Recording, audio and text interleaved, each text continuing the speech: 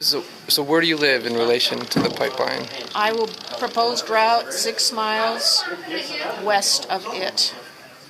Gotcha. And why are you opposed to it? Because I have had this aquifer under my land for my entire life, and I grew up on this farm, and it's been in our family 100 years or more, and it doesn't matter where this leaks, that shit will become part of the water eventually, and it will contaminate all of our water. And then it's game over for all of us as far as irrigating, raising crops. And my particular county is very valuable, very good land. It's the silt loam, and it produces more corn per acre than any other place in the United States and possibly the world. Are you concerned about some of the larger issues related to climate change? Oh, yeah. It used to be about my farm, and it used to be about the pipeline. And then I realized, I knew about the Sandhills. I've always loved the Sandhills. We used to vacation there always. And then it became about what they're doing in Canada and destroying the environment, and it's catastrophic. And then it became about the planet. And this is game over, and it is seen worldwide as game over for climate change. And we cannot allow this pipeline to happen. And I, for one, will put my body on the line for it, and I will not do it over my dead body. They are not building this.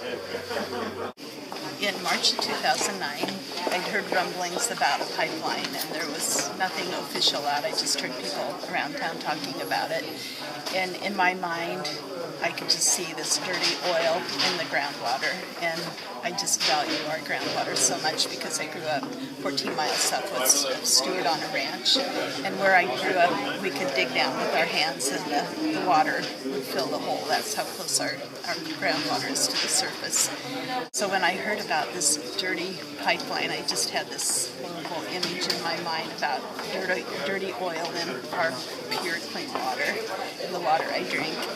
And so I just felt in my heart it was my responsibility to do something, because I felt growing up in that area, I just really understood the nature of our water.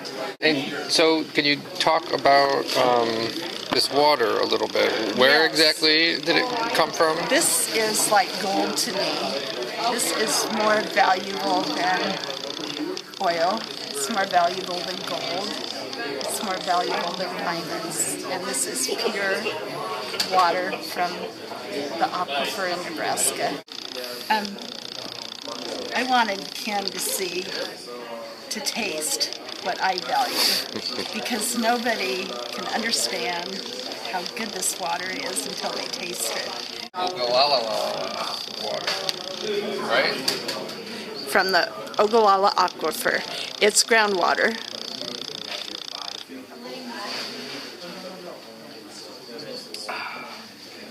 Tastes like good water. Can you just talk about why you're opposed to it?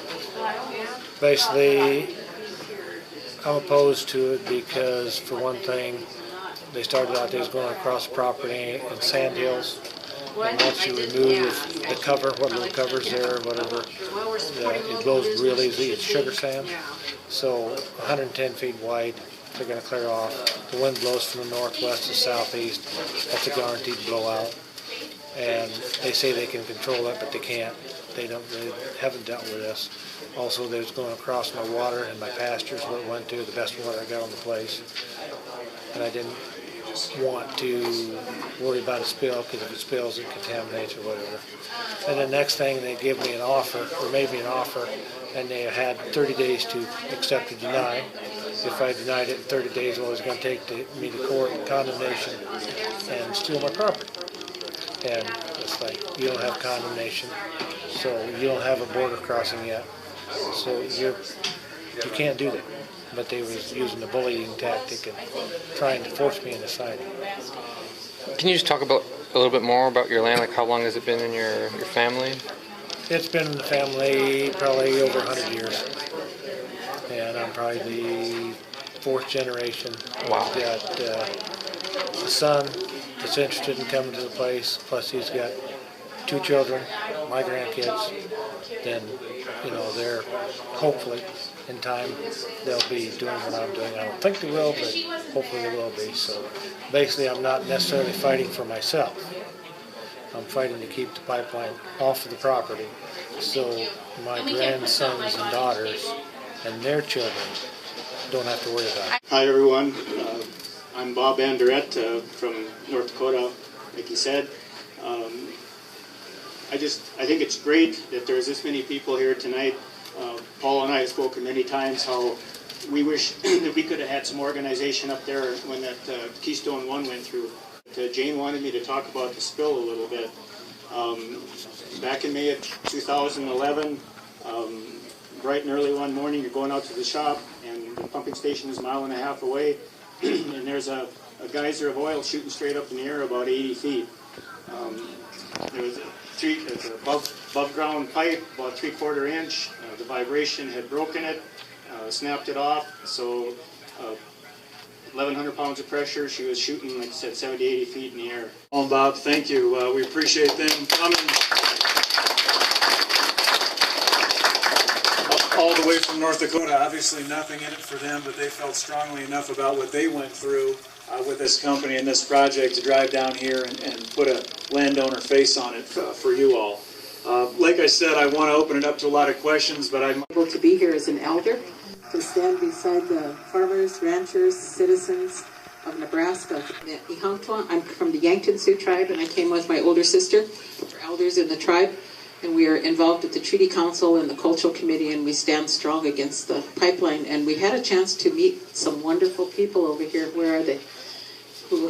These are two new friends over here. But like I said, it's a historic moment, and it really makes my heart sing. We did prayers before we left, and so we know that good things are coming. So it's an honor to stand beside you, and we're prepared to help in any way that we can. Thank you. Peter. The corn won't grow if Mother Earth isn't protected. The trees won't grow if Mother Earth is not protected.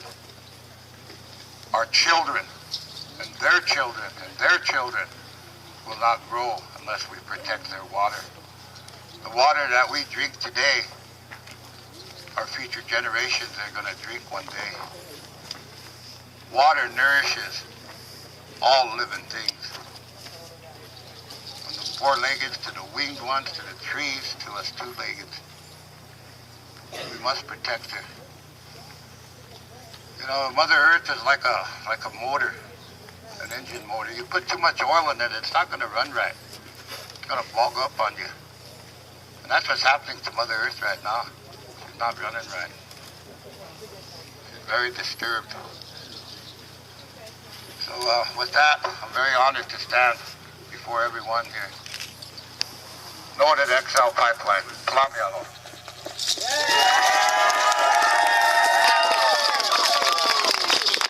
Please refrain from applause or other forms of support or opposition during the hearing. Please silence all cell phones and electronic equipment. If you wish